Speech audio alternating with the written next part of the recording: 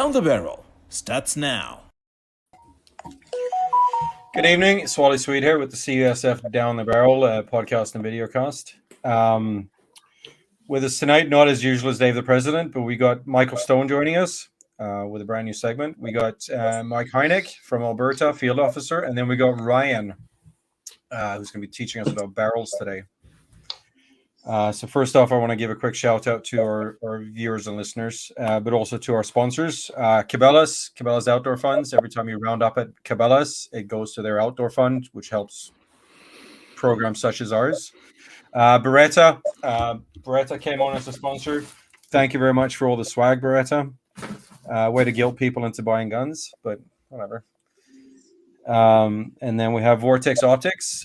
We had Reg from Vortex Canada on last episode. We really enjoyed having him here. Thank you much for your sponsorship. And Stittsville Shooting Range. Thank you very much. Now over to Michael Stone with a brand new segment. All right, guys. We're going to start this one off with a new segment we're going to call the Market Update. We're going to discuss a new firearm on the Canadian market. And a new one that's just coming out is just in dealer hands and not really even on the streets yet, is the Vector 22 CRB. So there it is. I've seen them out as a pistol variant and as a rifle, which is quite unfortunate because we're only able to get 10-round mags for it in Canada. So I don't know who at Vector thought it would be a good idea to bring in pistol 22 Vectors, but that's the thing. So it's kind of shocking to me that they're actually able to charge, or they think they can charge $1,000 for this 22, $1,000. Yeah. I've seen them being sold right now for anywhere between like 700 to 1,000, just depending on the options in terms of like the forend, that type of thing. It's a straight blowback 22, the whole Vector concept with the angling recoil system. It is an unusual design. It is, and in the 9mm or like in the center fire, it's sort of innovative in its system that the bolt will drop down on an angle, sort of vectoring the recoil downwards, which perhaps in full auto would make a difference, but in what we can get is pointless. And it's even more pointless in that it's just 22 and there's no recoil at all. So, how long? Pardon me? Any idea how long the barrel is on that thing? So I think they have a 16-inch, and then I think also maybe an 8-inch or a 9-inch pistol variant. Yeah, so they have like a U.S. compliant one, and then a shorter one they can bring into Canada. Interesting. But yeah, I think people are just so desperate to get their hands on anything these days. That's what we're getting into. I'd buy one. You'd buy one? I would buy one. For double the price, though, of the GSG, though. That's what you're looking at. But I already have a GSG. Does exactly the same thing. You were exactly the person that gun is marketed. There you go. Exactly. I want one. Is it good? I don't know. It's cool. I want it.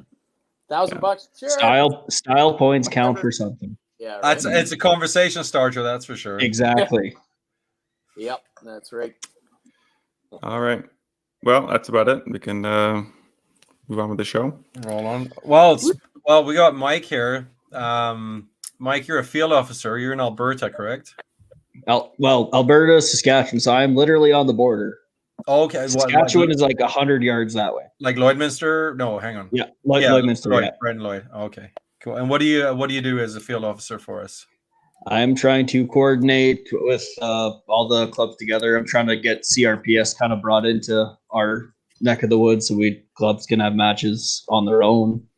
Nice. Work with any clubs that need me because I'm on the border. So if you need me, Saskatchewan side, Alberta side, I'll come. You guys help out with events or whatnot. I'm just here to help. Awesome. And to help us spend money, we got Ryan. Ryan, what is it you do and what is it your company does? Well, it's not my company, but I work for it. Okay. It's International Barrels Incorporated. We make all kinds of barrels in Canada, in-house, right from scratch. So we get the bar steel, we drill all the holes, we do all the stress relieving, we hone, we hand lap, all that good stuff. And you guys end up with a sweet barrel in Canadian dollars. And doesn't take you 8 months to get one. No kidding. This side of the border, that's easy shipping. Yeah. that was really a huge thing for me before I started working for the company. Is if I wanted something that wasn't like something that people carried in stock, and it had to come from the U.S., then the last barrel I ordered took 9 months to get. Really? It was an AR-15 barrel, and it cost me almost $900. So I was like, this is ridiculous. Like, why does it take that long? It can't take that long. So here we are. How long have you been with them? The company started almost 4 years ago, and I got brought on, I guess, about 8 to 10 months in, something like that. Mhm.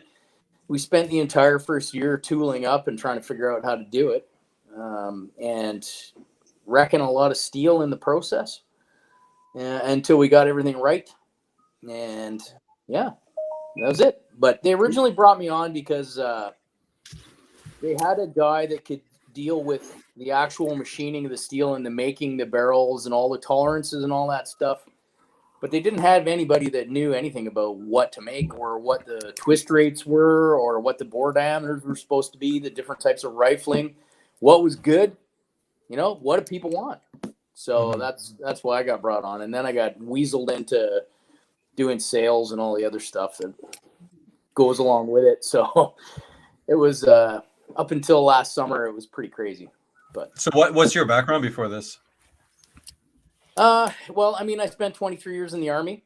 I worked in the film industry as a weapons coordinator and a firearms expert, armor, and I did lots of TV shows and features and traveled around the world a few times doing different movies and stuff. Nice. Yep. And then, and then I left that and went to IBI. And Nice. here I am. Little off topic, but any movie scenes we might have seen that you're particularly proud of? Well, I did The Revenant. spot. I was the weapons coordinator on The Revenant. So that whole movie really is kind of the only thing that I would actually admit to being a part of for the most part, unless it involves Steven Seagal. I'll admit to those because I have lots of good stories as far as he goes. But Nice. yeah, The Revenant was a good one. Other movies I did: Shooter with Mark Wahlberg. Let's see, I did a movie called Sucker Punch. I did a movie called Push in Hong Kong. I don't know. You can look on my IMDb page. There's lots of them. That's pretty cool to get to travel around like that. Okay, so circling back to this company then. So you said you do sales with them as well, and so you were kind of the design behind it, and then the other guys, I'm guessing, are machinists. Yeah, basically, there were 3 people originally: the owner, and the shop manager, Tim, who is our barrel maker. He's our head barrel maker. He deals with all the machinery, sets everything up, gets the steel, and basically shows the guys how to make what we want. Then we have a few shop guys that deal with things like machining the profiles, hand lapping, honing, stress relieving, all that good stuff. They deal with all that. And then up until last summer, the front end, which was all the sales, all the R&D, all the website, all the customer service, everything, that was me. So it was pretty crazy. And then we hired a guy last summer. And so now I have Marco, and he helps me out a lot. And now we can start doing the videos and trying the new things that we were sort of going to try in the beginning that just kind of got swept aside because we were too busy. I was too busy to make any of it happen. Nice. Well, social media is really the best way to advertise these days now. I mean, that's exactly why we started doing these podcasts. Yeah. I mean, the reality is probably, I would say, at least 50% of our business comes in via social media, but you almost need a person just strictly to deal with the social media. It's so overwhelming that you almost need a guy, let alone all the sales and the customer service, and then trying to R&D new stuff, trying to do videos to explain what you're doing and show people the results and have some fun. Yeah, it was a lot for sure, but we're getting there slow but sure. Yeah. Yep. Where are you guys based out of? We're in BC. We're out of Chilliwack. We are about 5 minutes down the road from MDT, and then all the guys from MDT is Mission. modular driven technology. Okay, Yeah, the chassis company, the #1 chassis company in the world. They make a lot of really good chassis. And then we're just down the road from Ultimatum Precision as well, which does bit of a firearms district then. It is a little bit. Chilliwack is Yeah. kind of like the Western version of, I don't know, wherever else there's a firearms community, I guess. I guess. It's a Bible Belt of BC, I'd say. Yeah, it There is. you go. Yeah. Yeah, I guess religious folks like their guns. Yeah. Some do anyway. And do you guys have a storefront as well, or is that strictly online? No, we're online. We're manufacturing. We're not like a store. Okay. Any plans in the future, or no? Nope. Okay. Too much overhead. No I would desire. imagine. Yeah. One more thing that I would have to deal with, and yeah, it's best So to you're keep- very much the face of the company then, I would imagine. Fortunately for them, yes. Okay. And what did you say you did in the army? I was a recce crewman, so I was with the British Columbia Regiment for 23 Oh, years. BCRs. Nice. Yep. But most of my time there was spent shooting at various events around the world, doing different stuff. So As you do. yeah. And how? Okay, so I've got a question here. So you guys are Yeah. fairly young, 4 years old. What was the drive behind starting this? Like, what's everybody else's background that decided to one day sit down and create this company? Well, I mean, there was obviously a real need for barrel manufacture somewhere in Canada because, like I said, if it takes 9 months to get a barrel from somewhere, there's somebody that could probably step in with a barrel that's just as good and fill that void and get it to the Canadian, get it to anyone really in a shorter amount of time. The guy that started IBI also started MDT. So for a while there, we were connected, but we've since gone our separate ways. We're still sister companies. We help each other out as much as we can all the time because it's a small community. And they have stuff that we need, and we have stuff they need. So it works out really well.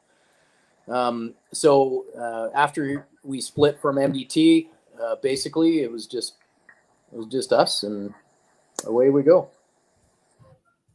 Any future projects from your boss there? None that I know of. I don't think so. I mean, having a company the size of what we do is fairly complicated. So, it's best to be really good at one thing than to be mediocre at a whole pile of different stuff. Yeah, true enough. So I prefer that we just focus on what we're doing and make that as good as we can. And then, maybe if something happens in the future and we split off another company somewhere, I don't know, maybe. Won't be me doing it though. Yeah. I like barrels. So, that's a nice segue into what I was about to ask here. So your products is strictly barrels. Yep. Well, Okay. I mean, we make some accessories that come with barrels, like muzzle brakes. What else do we make? Barrel nuts. Yeah, barrel nuts and barrel wrenches for prefits and stuff like that. Yeah. And for which guns do you do this? What do you guys have on your runs? Well, I mean, in stock we make well, that was actually going to be another question, but we might as well field that one now. Okay. Do you guys manufacture per order, or do you guys carry a stock?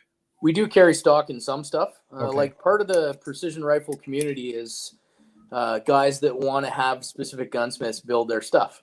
And that's awesome because we can just provide the blank, which I try to carry in stock as much as I can, so that we don't have that 6 to 8 month wait that you generally get for a blank from some of the other manufacturers. So if somebody calls us up and says, hey, do you have a 6mm MTU and a 7.5 twist in stock? I go in the back, I have a look. Yep, I got it.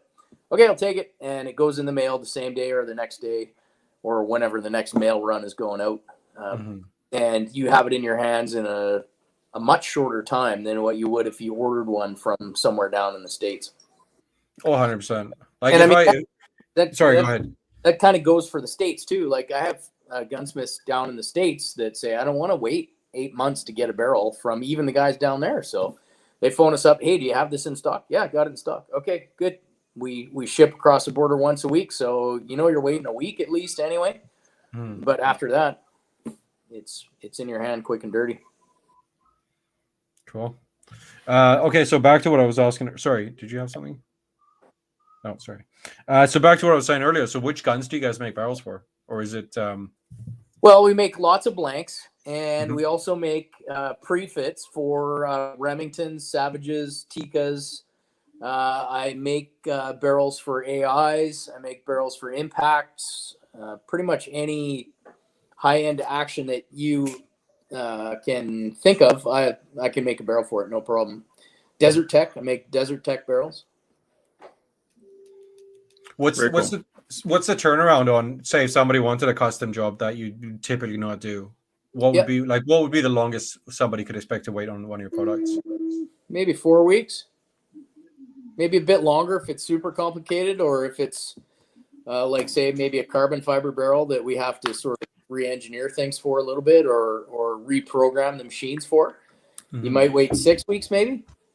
But generally speaking, if you order a prefit or if you send us your action to get chambered up, you're going to have it back in 3 to 4 weeks. That's decent. Yeah. Yep. So what kind of a person would need to buy an aftermarket barrel? Well, as you probably know, factory barrels can be a little bit on the hit and miss side. Sometimes they're awesome. Shooting joke there. What's that? It's a shooting pun there. Was it? Hit miss. Come on. Oh, I didn't even go there. Nice work, Bill. Okay. Sorry. Yeah, sometimes they can be great, and sometimes they can be pretty lousy. So not only that, but there's other issues with factory barrels, and one of them is the liability factor. So when they get chambered up, they basically have to be chambered with reamers that allow for a lot of different types of ammunition, different lengths. They have to be a little bit on the looser side, have a longer throat, so that if you feed something in there that you probably shouldn't be feeding in there, it may still shoot okay and you'll be safe.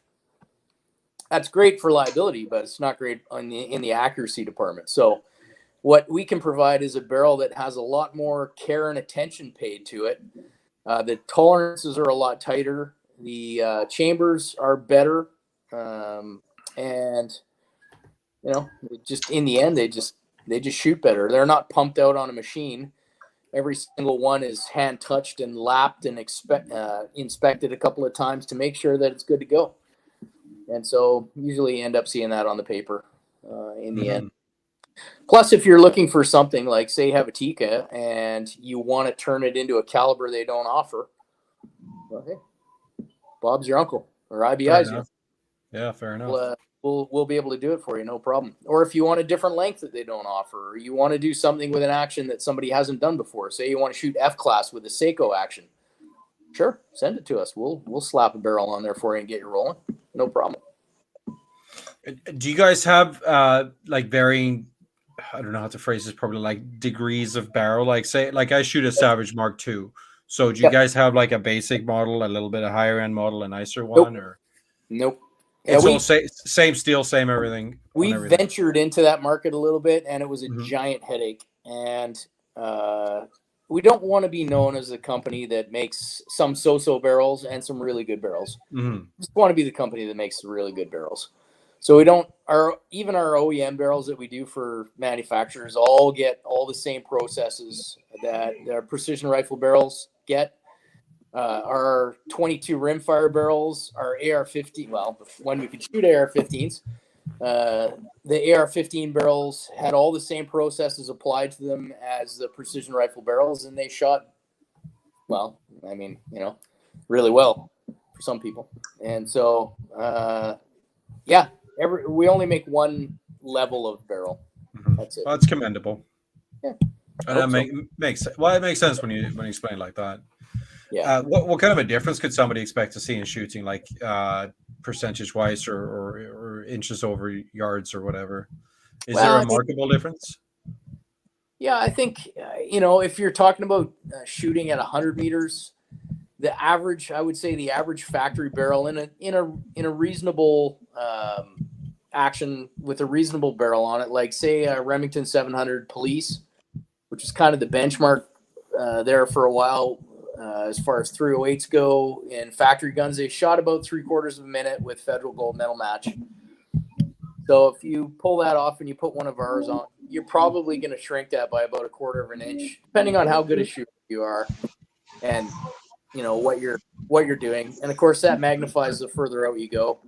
And we've had some guys with hand loads do some crazy stuff that I don't know how they did it, but they did. And we've got some groups that are in the 0.1s and 0.2s sent to us on a pretty regular basis. So I don't know. I don't shoot groups that small, but there are a lot of guys out there that can. Yeah, no. Well, we had the guys on from First Focal Plane a couple of episodes ago, and they do some pretty elaborate stuff. Oh yeah, for sure. Yep. Is anybody else hearing some background noise here, or is that just me? A little bit, yeah. Yeah, I can hear it. Somebody got kids or TV on in the background? My kid's upstairs, but he's got headphones on. That's weird. I can't tell what I'm hearing. I'm just hearing something. Ghost. Is it me breathing? I've had problems with this mic before. It's super sensitive. No, it's more than breathing.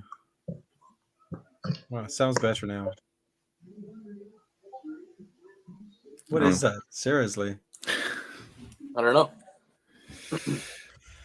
Well, let's roll. Going. Where was I? Okay, barrels. All right. So, are you interested in talking prices, any? Because I'm kind of curious. Sure. Like, Yeah. what would a barrel cost? So if you want a blank, they run about $469 and up, Mhm. depending on the options that you want to get on there. You can have Now, for a newer shooter, relatively inexperienced, I've said in previous episodes, I've shot for the government. They hand you what you shoot, and that's it. From the civilian market, I'm still quite green. Mhm. What is a blank versus what is a finished barrel? Sure. Yeah. What's So the difference? a blank is just basically a barrel that has the bore cut into it. It's lapped, it's honed, it's stress relieved, it's got the rifling of the particular twist rate that you're after, but it has no chamber and it has no muzzle threads or anything like that. So it's just a pipe basically with a hole down the middle of it with the rifling in it, which your gunsmith will then cut the chamber into. He'll thread it, fit it on your action, headspace it, and maybe crown it up or put a muzzle brake, thread the muzzle end for muzzle threads. Yeah. That's and then a finished barrel is what? Yeah. So, well, you got a couple of options. You can send us your whole gun and we'll fit it onto your action in a shoulder manner, which is what a standard action comes with. And I think by the end of that, you're looking at probably about almost $900 with muzzle threads chambered up and ready to roll, take it to the range kind of idea. If you want to add length on there, you can. If you want to add spiral fluting on there, you can. There's lots of other options to go. And you get there's a huge variety of different profiles. So you can have some that are really thick, super heavy ones. You can have ones that are really thin and light for hunting. Yeah, you bet. Cool. Yeah. So just to sum up, so between 500 for a blank up to about $1,000, just shy of. Yeah, I mean $469. You can get a basic unfluted blank for $469. Yeah. Yep, That's decent. Yep, and then I mean, if you want a barrel for an AI or a Desert Tech or any of those, we can do them, but they cost a fair bit more. They're usually around the $1,200 to $1,400 sort of mark, but that's fully chambered and fit on your gun and everything else, and good to go. Yep. All right. Yeah, that's most of my questions already. Actually, anybody got anything? If I could jump in, little technical question, actually about how you guys cut your rifling. You guys are running like a cut rifling or like a button rifling? What do you guys do? Yeah, so we're button rifling. Okay. We did in the very beginning of the company have a cold hammer forge, but it was about a $500,000 paperweight, so we got rid of it. And Sorry, 500,000. Yep. Jesus, and you make this money back? No. Oh, okay. All right. Some of it, not all of it though. But nonetheless, it was better for us to focus on the button rifling in the beginning. Hammer forging is a neat thing, but it's mainly done for military type contracts, and military contracts want a barrel that shoots when you put a bullet in it and impacts within a certain group size at X number of meters, right? They don't really care if it's super precision oriented. They want it to last a number of rounds, and they want it for like $120. So that was not a market that I cared to venture into. In the beginning, they kind of thought maybe that might be something, but it wasn't. It just not worth the amount of money, because you still have to drill, you still have to hone, you still have to hand lap, you still have to do all that stuff to the barrel. You still have to stress relieve it properly. So really, for the amount of money that you can get for it, it just wasn't. Maybe for our audience, you could explain the difference between cold hammer forge and button. Yep. So there's 4 types of rifling now. The simplest is button rifling, in which you drill the hole and you pull a button through the hole that has the twist rate cut into the button. You spin the barrel at a certain twist rate, and it imparts that twist rate into the steel on the inside. You have to make sure the barrel is all lubed up on the inside, and you get the rifling imparted into the steel in one pull. It takes about 25 seconds. It's very, very smooth when you pull the button through there, because you're basically swaging steel. But one of the downsides is you have to really stress relieve the barrels super well after that, because you're pushing steel into other steel. It doesn't actually cut anything out. It just moves the steel out of the way and gives you that rifling. So as long as you have good stress relieving processes, it shoots great. So that's basically what we're doing. The other major way is cut rifling, and that's with a single point cutter, and it takes probably about an hour per barrel, roughly. It's all computer controlled, and it's basically a cutter that gets stuck down the barrel, and it basically cuts out a scrape that's maybe a 10 thou deep per pass. It's probably a bit more than that. And it takes about an hour to do it, because it has to cut all the different rifling. So if you're shooting a 5R, it has to cut 5 grooves in there. It has to cut in the proper profile. And because you're actually sort of scraping out steel as you go, the hand lapping process afterwards, or honing, is mega important to making sure that on a microscopic level, that single point cutter, the roughness that it imparts into the barrel gets lapped out by hand lapping. Otherwise, you're going to be collecting jacket material like crazy in there. So the good thing about single point cutting is it doesn't impart much in the way of stress into the barrel, because you're taking out a very finite amount of steel every time you cut it. And so the stress relieving, I mean, you're still going to stress relieve it anyways, but people think that you can just take it and off you go on away. It's much better because it doesn't have any stress in it. Well, I pretty much guarantee they stress relieve after they single point cut it as well. Maybe not. Maybe I'm completely wrong, but that would be my guess. So we have button rifling, we have single point cutter, we have a cold hammer forge, which you see in Europe a lot. Lothar Walther barrels make a lot of cold hammer forged barrels.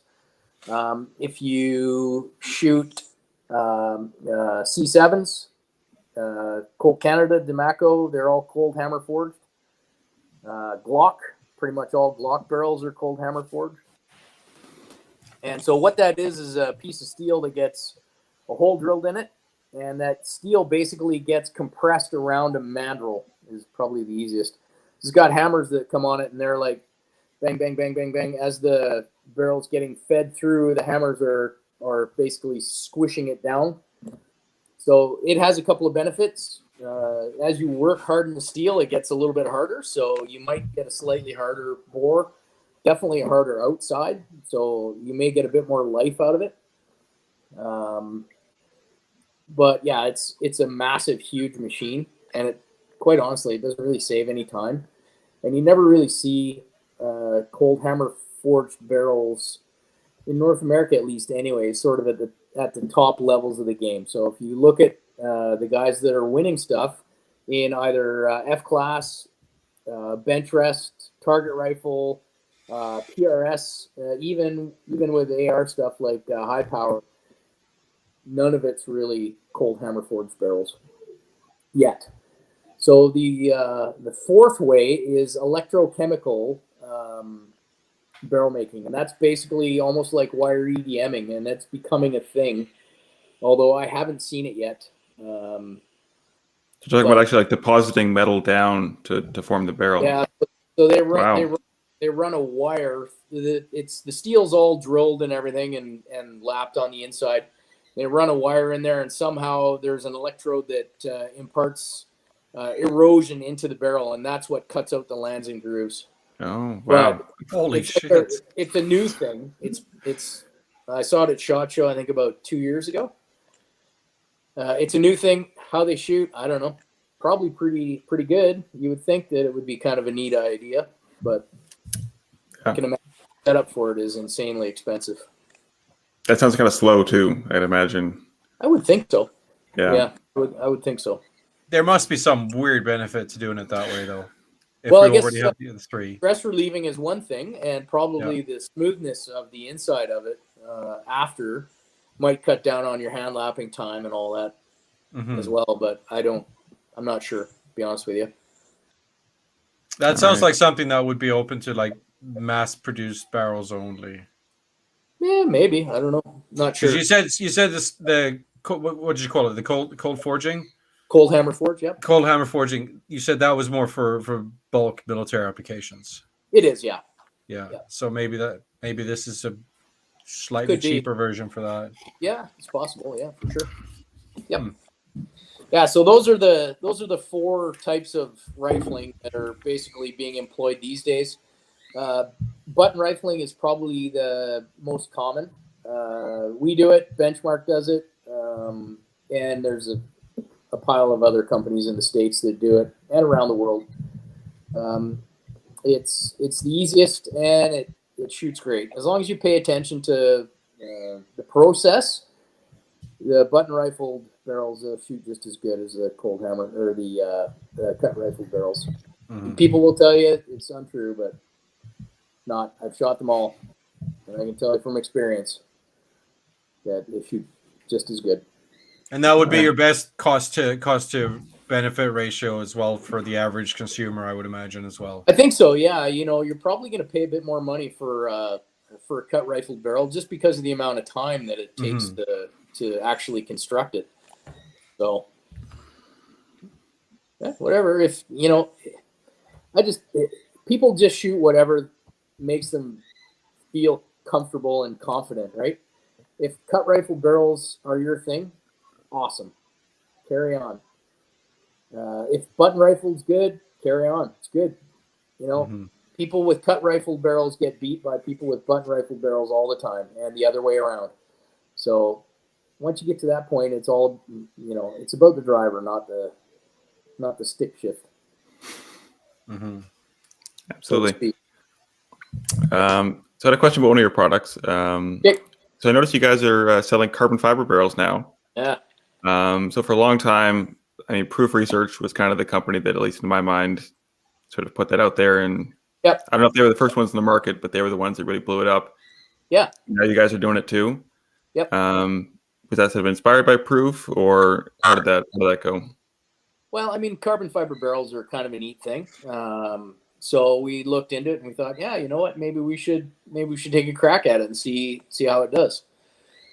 So we went and we bought a bunch of carbon fiber barrels and shot them all, torture tested them to see what they would do, and we decided that we were not going to spin the carbon fiber on like Proof does. We're going to do it a different way with a wrap instead of a thread.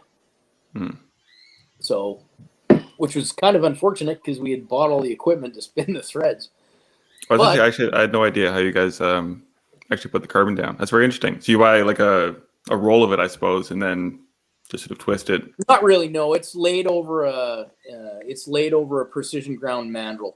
I'm not going to get too into how we do it because it's kind of like proprietary. Yeah. But yeah, and so it's a super tight fit on the steel. Very cool. Yeah, something different. The reality of it is you're gonna get about a 30 to 40% weight savings from the same profile in steel to the same profile in carbon. So we have a new one that's a carbon fiber MTU, which is pretty heavy. But in steel, it weighs a little over 7 pounds, just the barrel blank by itself. In carbon fiber, it weighs just slightly over 4. So you're chopping like 3 pounds off the barrel. And you know, if you're like a long range hunter, that's probably what you want to look at. Is there any trade off, or are you giving up anything by going to a carbon fiber? Yeah, I mean, you know, if you go to carbon fiber and you pump like 20 or 30 shots through it, you will see your point of impact move a little bit. It doesn't matter whose carbon fiber barrel it is, it's going to move. The groups are likely going to stay the same, but your point of impact is probably going to shift a little bit. And so we tested a bunch of different things, and we found a way to do it where there's very little impact shift at all. And so it's effectively you're shooting a smaller profile barrel. You are. It's mainly weight saving. So it's still a steel liner on the inside, and the steel liner by itself shoots very well. We tested that, and then you wrap the carbon fiber over top to increase the stiffness. It's just win-win altogether. So makes sense. Yeah, you betcha. All right, Mike, you got any questions? We can't hear you. Oh, can you hear me now? Yeah. There you go. I was going to ask you exactly what Mike asked about how you get carbon fiber barrels on steel and how they are with the heat dissipation, all that stuff, fun stuff. So carbon fiber is an interesting phenomenon with steel. You get a bazillion different people telling you all kinds of different things like, oh, it's a heat sink and it bleeds off the steel because they feel cool on the outside when you've shot a long string through the gun. It's not how it works. Unfortunately, there's still heat there. It's just it's an insulator. Fiber. Yeah. Oh. The heat is under the carbon fiber in the steel. So as far as cooling quickly and stuff like that, I think probably a fluted steel one is probably a faster cooling thing. But it's also faster to heat up. Straight steel fluted, and then straight steel unfluted takes a long time to heat up, but then it takes a long time to heat down or to cool down. Right. Now, do you ever run into an issue in terms of like with the steel and the carbon having different expansion rates? So pushing into each other or contracting? Haven't run into any issues with that yet. Okay. I guess the temperatures just aren't high enough, I suppose, to... Well, we ran them pretty high to the point where we made somebody else's barrel almost light itself on fire. Not ours. Ours didn't light on fire, but then again, we went through probably 4 or 5 different resins to find one that was reasonable enough that it could take a lot of heat and not have any sort of breakdown. So we killed a fair bit of carbon and steel doing that. I bet you can imagine. Yeah. So sounds like something you'd want full auto to test. Yeah, that would have been good if it was allowed. I would have been all over. No, 100 rounds of 308 in 6 minutes. We'll probably sort that right out. Yeah. Gotcha. Yep. But yeah, no issues with expansion of anything. Carbon fiber, I'm not even sure if it expands. Steel will a little bit, but you can kill a lot of that with your stress relieving processes. So you can sort of equalize the steel and make it so that it doesn't really have much reaction at all, if any. Okay. Yeah. I got a question here from Mr. Womfat himself. What are Ryan's thoughts of shooting out a 22 barrel? Well, I think you could probably do it. It's going to take you probably 3 lifetimes to do it, but it could be done. No, I don't know. Like I would keep an eye on the accuracy end of things. I think you probably could, but lead is really soft and steel is really hard in comparison. So, like my CZ last year, I put over 10,000 rounds through it. Jesus. Hasn't had any kind of issues with shooting out. I guess really the only way to test it would be to shoot the crap out of it, and then clean it and shoot the crap out of it again and sort of see how it shoots at the same amount of ammunition as, a certain time. So do the test at 1,000 rounds, clean it completely out, shoot 1,000 rounds through it again, and then do the same test over and see if it degrades at all. My suspicion is it probably won't. I think there's probably lots of other factors like carbon rings and wax buildup and stuff like that you really need to pay attention to cleaning them out wise. So that would eventually you're going to wear it out. Something's going to happen and something's going to go funky, but I haven't got there yet. Maybe John Gingrich can get there and shoot 17 million rounds through his gun. See if that works. Every time I have a guest on and talk about 22s, there's nothing but benefits. It's like 10,000 rounds. That's like $50 a 22. I know. I love that caliber. There's another question from Rod, and I'm reading it for the listeners later on. I put tens and tens of thousands of rounds of CCI mini mags through his 1975 1022 barrel. No issues. Yeah, it's not really a surprise. It'd be kind of neat to be able to quantify what no issues is, though. Like, take a new barrel, shoot 500 or 1,000 through it to season it up, then shoot the crap out of it, shoot 10,000 rounds, shoot 20,000 rounds through it, whatever. Then completely strip it out down to bare metal and then season it again with another 500 rounds or another 1,000 rounds so that you get sort of back to that precise zone that you want, where it shoots really good, and then look at the group sizes. But I mean, who's got the money to do that? Like, or the time, right? I was gonna say fucking time. Yeah, it'd be brutal. I mean, this fast twist 22 barrel has been ongoing for us since mid-September, and I'm still not quite finished yet. Hopefully, this coming weekend I'll finish it up, and then things will get on. So, yes, let's talk about that fast twist 22s. So. Yep. In terms of what the traditional rifling spin would be, what are you guys doing? So the standard twist rate in 22s over the last, 50 years or 60 years has been 1 in 16. Somebody asked me on the Rimfire Nation podcast why that was so, and I think the answer is that because that was sort of an Olympic kind of thing where 50 meters was as far as they shot with the 22s, and they needed it to perform very well at 50 meters and nothing more. So I think it was probably, the barrel lengths and the twist rate were sort of incorporated in there so that they knew that if it was a 24-inch 1 in 16 barrel, they would get this velocity out of it using this ammo, and that it was capable of shooting these teeny little groups, right? Well, along comes us, and here we are, we're shooting our rimfire guns to, some of you crazy buggers out east are shooting them to 500, 600, 7,000 meters. Like, come on. Nobody thought of that. Like, even probably 10 years ago, people would be like, nah. Quick shout out to Womfat, to Matthew here. He's got a video on YouTube of him doing 1,000 with his 22. Yeah. So, I mean, I still, when I was going to the range, I would go there and I'd put up like a 6 or an 8-inch gong at like 300 meters and I'd be pounding it with my 22. And you get guys and they'd wander over and they're like, what are you shooting there? 22 long rifle?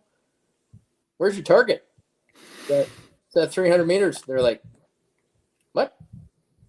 And it's like, they think it's a 25 meter or 50 meter thing, right? But now that we're pushing the limits on it and we're really exploring how far they can go and how much fun they are, we thought that it would be a good idea to play around with some other twist rates to see if we could improve the performance at all at those extended distances.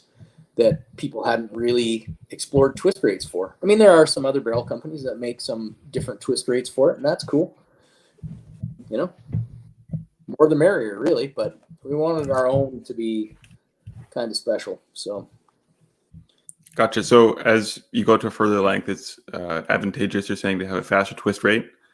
not Pardon me? Sorry. Not necessarily. So there's a limit at some point, I would guess. There is. There is definitely a zone where you lose so much velocity that the gain of the stability of the faster twist rate is you're losing everything that you're gaining. So there's no point. Right. So we Gotcha. found that well, first off, we were going to run a 1 in 9 twist and a 1 in 12 twist. So we started out with both guns at 26 inches, and we started shooting them. We shot them at 50, 100, 200, and 300. We didn't go any farther than 300 just because it's impossible to find a range out here. You got to do it in the bush, and that leaves a lot of factors out. And then, as we tested, the 12 right off the get-go was doing some impressive stuff. So we're like, oh, this is interesting. Maybe as we cut back the 9 from 26 inches, it will improve, because there are people that claim that the 9 is the way to go. And we're like, okay, well, we'll try. We'll see how it works. So we played with it, and it became clear by the time we sort of got to the 22-inch zone, the 20-inch zone, that the 9 just wasn't. It's 3 times the amount of spin drift at 300 meters over a 1 in 16 twist. So when you combine that amount of spin drift with wind coming in from sideways, you're imparting a lot of extra shenanigans onto your projectile to fight through that stuff. And with the 9, what we found was that even if there was a little bit of wind, the flyers were further outside the group than they were with the 12. The 12, kind of seemed to pull the flyers in a little bit. So you still had flyers, and those are all ammunition related, but the flyers were closer to the center of the group than they were with the 9 twist or with the 16 for that. Once you get past 200 meters. Right. And you're talking about issues with lateral dispersion? No, vertical. Oh, vertical dispersion. Okay. Yeah. That's interesting. So we didn't test any, like, in probably the 6,000 or 7,000 rounds that Alex Sherwood and I shot when we were testing, because I didn't do this all by myself. I don't think we ever adjusted for wind. So we let the groups grow horizontally, but we tried to keep everything as tight as possible vertically. And the vertical was really more what we were interested in. You can make a shitty wind call, and that's just you. That's not necessarily the barrel. So we wanted to see sort of how they would hold, horizontally. So what we found with the 12 twist was that the flyers were closer to the center of the group. We shot all 15 shot groups. So there were no 3 shots, no 5 shots, no 10 shot groups. 3 and 5 is useless. 10, you're starting to get there, but still kind of useless. 15, you kind of get an idea as to what the barrel can actually do at 15.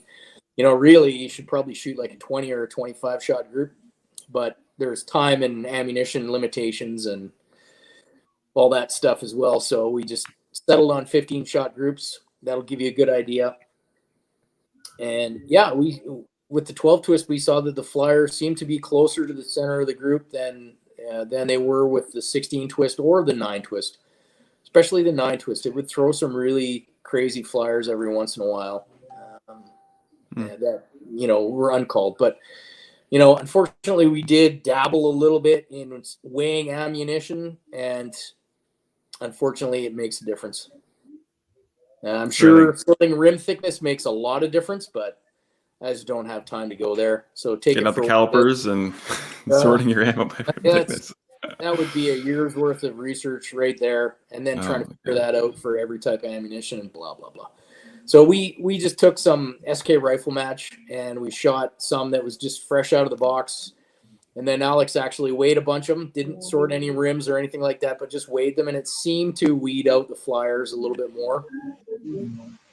So that seems to be a thing, which is interesting.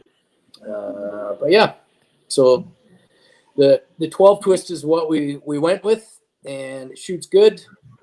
I think past that 200-meter wall, you'll see some market improvement with the 12 twist over a 16.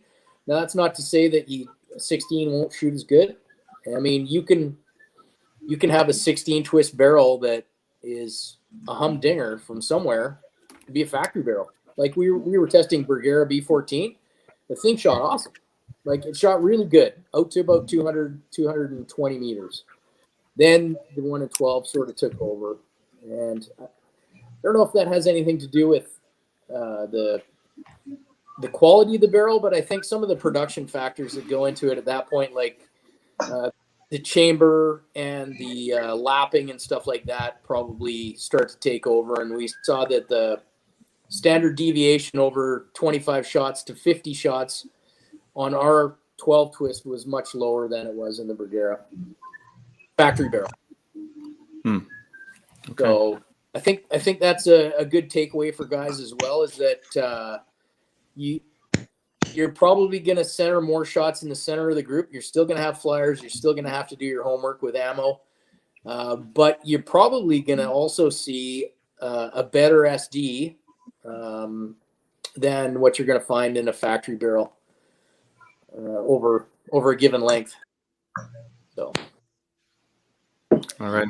And we also found that the 12 twist really started to perform at 22 inches.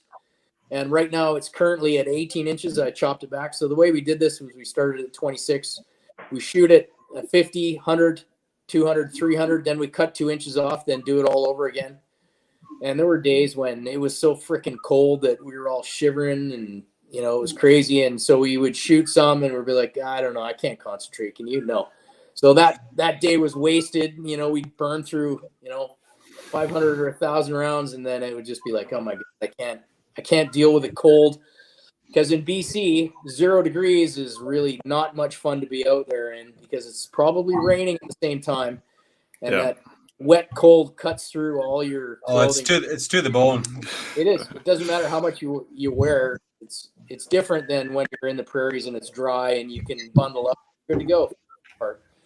So there were days when the whole testing shit the bed because it was just too cold. And I've got a compliment here from Rico. He said it's nice to see you guys are still looking into continuous improvement and pushing the current limits. Keep it up. Yeah, thanks. He also followed up with a question. Okay. It'd be interesting to see similar efforts in the pistol caliber barrel rifles as well. Any appetite for looking into that sort of adventure? We could, but there has to be a market for it. So, you get one guy that wants to explore a 1-in-6 9mm barrel. Well, we could do it, but it's going to be bloody expensive. It'd be on his dollar then to develop that. Yeah, I mean, there's a lot of costs involved in tooling up a new caliber, let alone tooling up more twist rates and all that kind of stuff. So we run a Sun in 1600 barrel hone. It's the only one in Canada. The tooling cost per caliber is about $15,000 to $17,000 US, just for the hone. Now that doesn't include any drills, doesn't include any buttons, doesn't include steel, doesn't include anything. So, in order for us to proceed with a new caliber, it's costly, and there has to be value to it for us. Mm-hmm. So we do have a couple new ones coming. We're going to be testing 270 next, and also 25 calibers. So those of you that are sniffing around the 25 Creedmoor zone, yep, we're going to have barrels for it right there. 257 Roberts for you hunters. Yep. Probably by hunting season, I think they should both be operational. I could maybe just touch on that. What's the latest hotness in PRS that everybody wants a barrel for? It seems like every year there's a hot caliber. Yeah, what's the hot new caliber in your mind? So I think once a little more stuff is available for 25 Creedmoor, that one will take off pretty well. I think it's Yeah. in between 6 and 6.5. So there's some. I think the holdup before was that there was not a real lot of good match bullets available. So now there's starting to be some. So that's probably going to take off. But as far as PRS goes, the hot stuff is all still the 6 mils right now. 6 Creedmoor is good. 6x47 Lapua is good. What else we got? 6XC, super popular. And then the smaller 6 mils are more popular now too. So you have the BR cased, the BR based cases like 6 Dasher, 6 BR Norma, 6 BRX, 6 BRA. There's probably a whole pile that I missed there. The 6 GT, that's kind of in between the small 6 mils and the sort of medium sized 6 mils like the 6 Creedmoor. So that one's gaining popularity. So we'll probably see some of those. They're all very cool. The one thing I've heard about some of those smaller 6 mils, though, I mean, they have a very steep shoulder, so you're kind of running into issues with like not feeding well with magazines. You can. Yeah. The mags have to be designed specifically around those, and I know MDT came out with some mags that seem to work pretty well for the BR based steep shouldered cases, and they're also shorter because you don't need the full size magazine. So it's got, I think if I remember correctly, it has like a stopper in the back, so the actual round sits in the right spot on the feed lips, so it feeds properly, and away you go. Oh, that's a very cool innovation. I've never heard of that. Yeah, it's pretty wicked. And I mean, if you can run those little 6 mils out of mag-fed gun, I mean, how much, like, it's like shooting a 223. There's like nothing to it. And you put it in an MDT ACC chassis with like, that weighs like 25 pounds, and like you barely even know that you fired. It's amazing. Awesome. I've got another question here from Doug. Was there a correlation between the weight of the rounds and muzzle velocity? Are we talking in 22? That was from about 5 minutes ago when you were talking about all the testing you guys were doing. Right. Okay, so basically, I don't know. It wasn't part of the parameters of the testing that we did. Really, the parameters of the testing was simply to see if there was a larger percentage of shots that fell within the group with the faster twist rate at longer distance. So I didn't get into testing. I mean, we ran lots of different types of ammo through it, but I wasn't looking to find the best ammo. I wasn't looking to see if high velocity stuff shot better, although I found some that didn't shoot very well at all in the faster twist. So, I mean, I didn't shoot any of the Freedom Bucket stuff that you can buy at Cabela's. It's like 32 or 36 grain. The idea here was to like see a group, not like have it all over Hell's Half Acre. So really, I stuck to match ammunition that was 40 grains, other than some Ely Force, which is I think 42 grains. I think it is, and I shot some of that. And other than that, I didn't even really look at any correlations between anything other than the group size to the ammunition that we were shooting and the velocity to the length of the barrel. So, sorry, Doug. I know that probably doesn't answer your question, but you know. Oh, we got a thumbs up from him, so I guess he's good. Cool.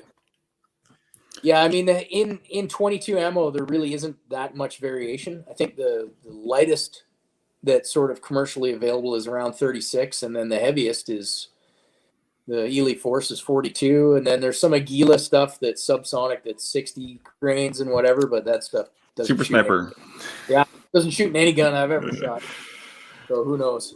I don't know. Maybe that'd be the next big thing. Come out Well, with. hey, you know what? I do have that 1 in 9 floating around, so I would have to. There you go. How to Heavy bullet with a fast twist. That's You never know. You never know. Anything's possible, right? Got to get you some cutting edge bullets. And you can start hand loading for 22 rimfire. Hell no. The reason I like shooting rimfire is because there is no reloading. I do not want to fidget around with reloading 22 ammo. It's just not. I 100% agree with you. Good. I mean, hey, if you want to fill your boots, like good on you. And I'm really interested in what you can get it to do. But just for me personally, I have zero desire. I want to like open my box of ammo on the day and pull out 10 rounds, put them in the magazine and shoot it and call it a day. I don't want to fart around trying to figure out, I don't even want to measure rim thicknesses. I don't really care about any of that, to be honest with you. But I know there are guys that will, and that's cool. Whatever works, but not for me. Thanks anyway. But I'll make you a barrel for it. You want to play with cutting edge bullets and you need a fast twist? I'm your man. Ever the salesman. Yeah. We'll figure it out together. You can do all the reloading though. I'll just supply. Cool. All right, we're just coming up in an hour. Should do final thoughts? Everybody? Mike, Swelling? I've just got a question here again from Doug. I'll just read it out here. So, still no Ruger 1022 takedown tactical 12-inch 12 twist barrels with a threaded muzzle and integrated 30 MOA barrel mounted rail. Yep. A lot of that is gibberish to me. It's a very specific request. Yeah, I'll just direct that straight at you, Ryan. Yeah, Doug's been on top of me for this thing for long. A part of the issue is that we don't have a mill that we can actually cut a lot of the stuff that. Well, honestly, I haven't seen a 1022 takedown, so I would have to see one in order to see whether it's something we can cut. But that's kind of been my holdup so far, is that we don't have a mill that we can cut the little slots and stuff in there that need to be cut in it. So, and again, it would be like probably an $800 barrel by the time it was all said and done, with all the machine time and programming and all the other shenanigans that go fit up and stuff that go in there. It would be ridiculously expensive. And so what you're saying, if they've got the money, you've got the time. Quite honestly, we don't have the time. Oh, yeah. Well, that's good that you're busy. It is good. Yeah. Honestly, a busy shop is a good job. I always go and eat somewhere where the chef's really fat. Yeah. The food's good, right? You want to go somewhere where there's a little bit of weight. Note to self. Yeah. Good. All right. Well, let's call that an episode then. Thank you very much, Ryan from IBIBarrels.com. That's IBIBarrels.com in Chilliwack. Yep. Thank you, Michael Stone, for joining us again. Thank you, Mike, for jumping in as our fourth today. I'm just going to give a quick shout out to our sponsors again. That would be Cabela's Outdoor Funds. Thank you very much for your patronage. Beretta, and also thank you for the swag, Beretta. Vortex Optics, veteran owned and operated, and then Stittsville Shooting Range. Thank you very much for your continued support for our little venture here. Sweet.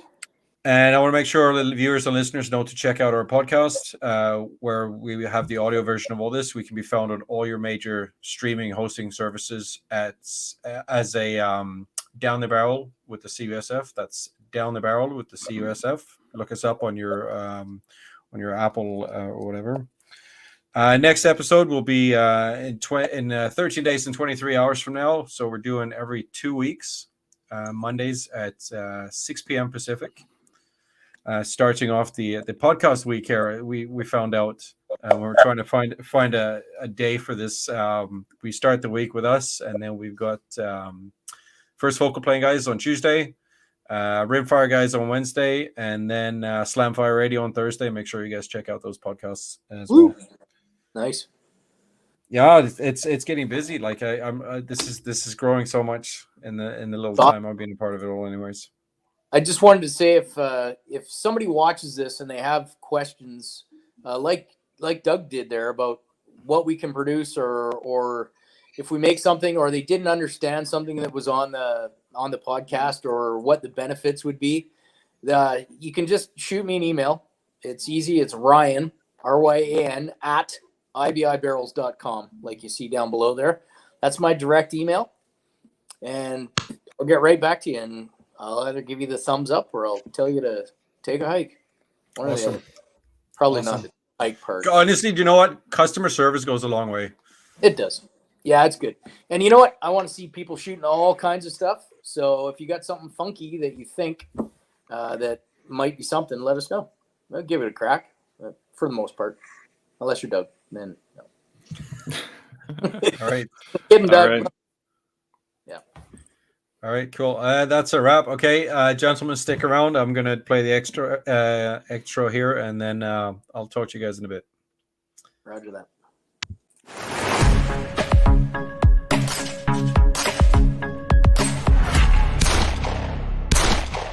Thank you again for tuning in. We meet again on the next podcast.